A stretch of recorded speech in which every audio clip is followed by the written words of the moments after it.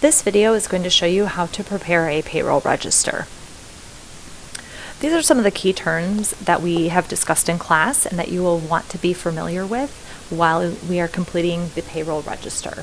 So this payroll register is what a business uses in order to record all payroll information for all of their employees. So this is where they are figuring out how much they need to take out in payroll taxes based on the amount that the employee wants withheld for federal income tax, and then there's certain percentages that they need to pay in Social Security and Medicare tax. And ultimately, we are then also determining how much each employee, how much their net pay is, or their actual take-home pay.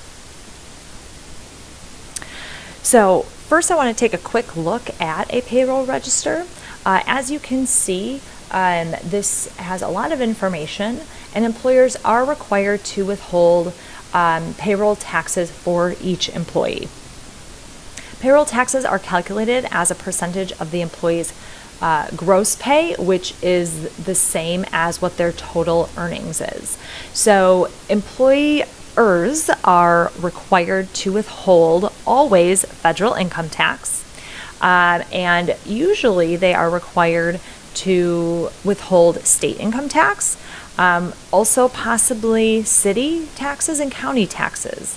They're also required to withhold Social Security and Medicare tax. There are other deductions that may come out as well. For example, what we're going to be looking at is the employee may have health insurance deduction as well.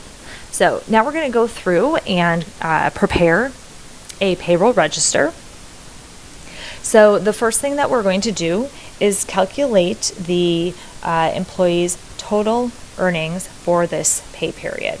So what you need to do is take the regular earnings and add the overtime earnings together. So for employee number 1, it is going to be $1,840 plus 0 because they had 0 overtime. So as you can see, their total earnings is $1,840. For employee number 2, they did work overtime, so you need to add those two numbers together to get $1,682 as the total earnings. Now, I would suggest you pause the video and attempt to calculate the total earnings for employees 3, 4, and 5. Okay, hopefully you pause, and I'm going to put the information for 3, 4, and 5 up. Hopefully you got the same answers, and then we need to plug this information into the total earnings column, just like that.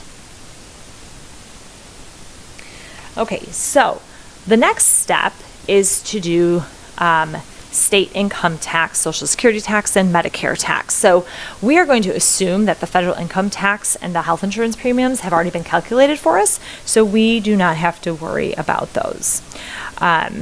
So the first step is going to be state income tax, which is going to be taxed at a rate of 5.5% of the employee's total earnings. So when you are multiplying by a percentage, remember to change that percentage to a decimal. So if it's 5.5%, you need to move the decimal 2 places to the left to get 0.05. So you're going to take total earnings times 0.05. So for employee number 1, this is what it looks like, what the equation looks like. So this employee is going to be paying $101.20 for state income tax. Employee number 2, same thing. And I would suggest pausing the video and trying to do employee 3, 4, and 5. Okay, hopefully you paused the video, and here's the information for the last 3 employees. Now, this is how much needs to be taken out of their paycheck to pay for their state income tax. So what we need to do is we need to plug this information in the state income tax column, just like that. The next step is then to calculate how much they are going to pay in Social Security tax. So the Social Security tax rate is 6.2%. And again, we need to remember to change the percentage to a decimal. So for employee number 1, again, we have to go back and use their total earnings column. Take their total earnings and multiply it by 0.062. So here is what we figured out for employee number 1. They will be paying $114.08 to Social Security tax. Employee number 2, and pause the video and do your calculations for 3, 4, and 5. Okay, hopefully you have the same answers as I do for employee 3, 4, and 5. Now, what we need to do is make sure we take these numbers, and if you haven't already done so, plug them into the Social Security tax column, like so. Now, the last item that we need to calculate for the payroll tax is the Medicare tax. So we need to calculate how much is withheld from each employee. We do that again by taking their total earnings and multiplying it by 1.45%. Again, change your percentage to a decimal. So employee number 1, they will be paying $26.68 in Medicare tax. Employee number 2 will be paying $24.39. Pause the video and go ahead and calculate the Medicare tax for employee 3, 4, and 5. Okay, so hopefully you got the same answers as I did for 3, 4, and 5.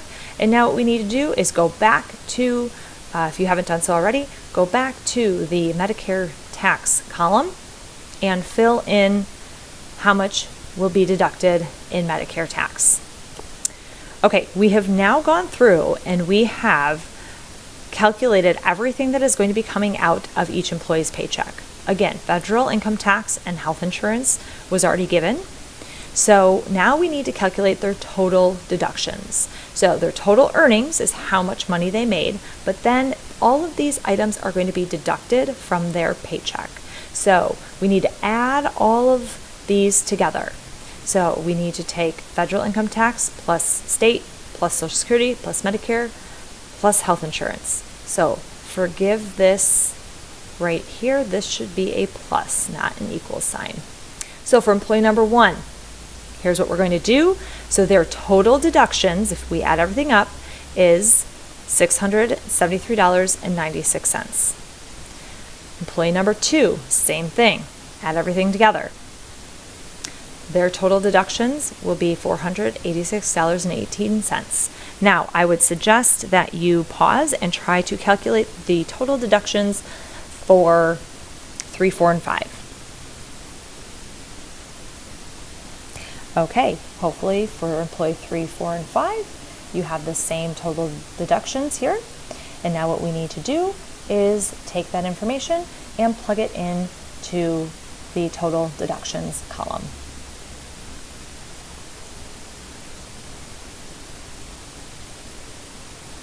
Okay, so now we need to determine the net pay. So the net pay is the total earnings paid to an employee after all payroll taxes and other deductions is taken out. So we need to subtract the total deductions column from the total earnings column to determine their net pay.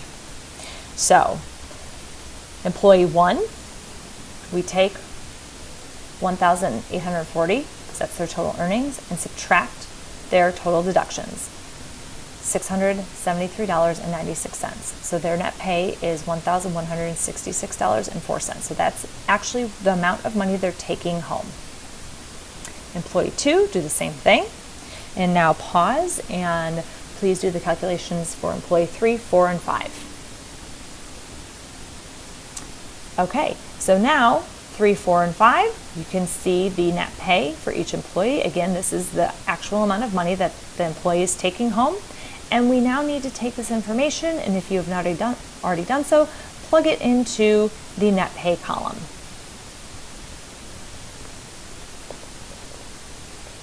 Okay, the last step is to total, prove, and rule the payroll register. Total each column amount. Okay, so we need to make sure we're totaling every single column. After we do that, we want to subtract the total deductions column from the total earnings column. And that should result in equaling the net pay column. So we're totaling all columns individually, but then taking total earnings minus total deductions to equal net pay. That is us verifying that everything we did is accurate. If the totals do not agree, then the error must be found and we must correct the payroll register. So let's first total all the columns. So regular earnings, add up all the amounts in regular earnings, and our total is going to be $8,865. Overtime earnings, add them up. Our total is going to be $578. Okay, why don't you do on your own total earnings, federal income tax, state income tax. So pause the video. Okay, so the total earnings is going to equal $9,443. Total federal income tax is going to be $890, and state income tax is $519.37. So we put those into the bottom total row. And why don't you pause and calculate Social Security, Medicare, health insurance, total deductions, and net pay. Okay, so Social Security total, Medicare tax total, health insurance, your total deductions, and your net pay. So we need to take these numbers and now plug them in to the payroll register. And like I said, your last step is to take total earnings, subtract total deductions, which I have done already, and it has to equal net pay of $6,551.23, and it does. So this is just a step to verify that everything we have done in the payroll register is accurate. So the payroll register is complete, and this is how you complete a payroll register for your employees.